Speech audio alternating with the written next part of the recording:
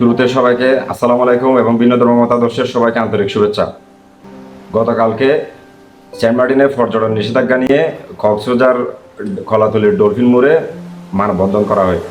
উক্ত মানববন্ধনের ফলে কক্সবাজারে পুরো শহর এলাকা জুড়ে মারাত্মক লেভেলের যানজট সৃষ্টি হয়, যে যানজটের কারণে পুরো নগরবাসী খুবই ঝামেলা পোহাতে হয় এবং কক্সবাজার কলাতলি মোড়ে গাড়ি চলাচলের সমস্ত রাস্তা বন্ধ হয়ে যাওয়ার কারণে সাধারণ মানুষ এবং পর্যটক যারা মেরিন ড্রাইভ হয়ে টেকনাফে যাতায়াত করবে তাদেরকে কলাতলি ডলফিন মোড়ের রাস্তা বন্ধ হয়ে যাওয়ার কারণে শহরের ভিতর দিয়ে বাস টার্মিনাল হয়ে লিঙ্ক রোড থেকে কোটবাজার স্টেশন ঘুরে সোনাপাড়া বাজার হয়ে মেরিন ড্রাইভে নেমে তারপর যাতায়াত করা হয়েছে যার কারণে আপনার খুবই একটা হ্যাসেল ফেস করা লাগছে সবার।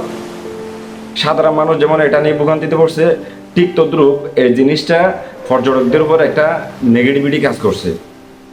একটা গেল, এখন সেন্ট মার্টিনে পর্যটন নিষেধাজ্ঞা নিয়ে সরকার পক্ষ থেকে বলা হয়েছে আপনার পরিবেশ রক্ষার্থে পর্যটনের উপর নিষেধাজ্ঞা দেওয়া হয়েছে।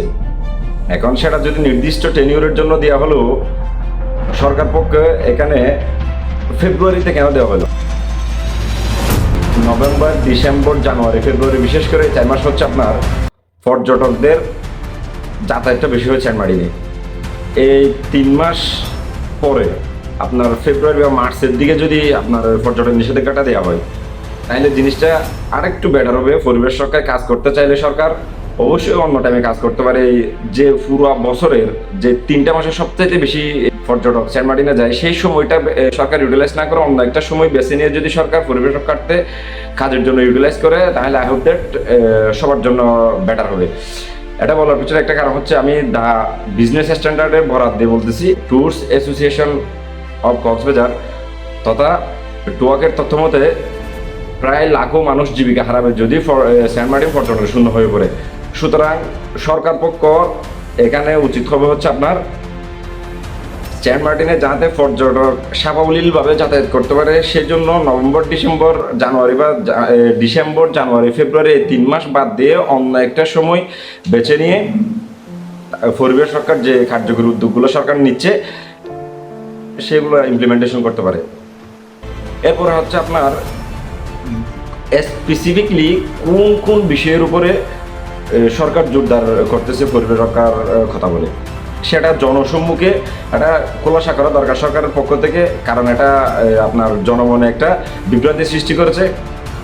সরকার যদি স্পেসিফিক রিজনগুলো যদি খোলাসা করে, তাহলে জনমনের বিভিন্ন বিভ্রান্তিগুলো দূরীকরণ হওয়ার সম্ভাবনা রয়েছে। এরপর হচ্ছে অবশ্যই যারা মানববন্ধন করতেছে তাদের প্রতিনিধিকে ডেকে নিয়ে সরকার পক্ষের সংশ্লিষ্ট পক্ষের অবশ্যই কথা বলা প্রয়োজন বলে মনে করি। আর সাথে এটাও খতিয়ে দেখা দরকার মানববন্ধনকারীদের অদৃশ্য কোনো ফেসিজমের কোনো শক্তি কাজ করতেছে কিনা পিছন থেকে, এই জিনিসটাও অবশ্যই সংশ্লিষ্ট পক্ষের খতিয়ে দেখা দরকার। অবশ্যই মানববন্ধনকারী এবং সরকারের সংশ্লিষ্ট পক্ষ উভয় পক্ষের মধ্যে সমঝোতা করে সুন্দর একটা সলিউশন আনা যাবে বলে আশা করছি। আজকে এ পর্যন্তই। আসসালামু আলাইকুম।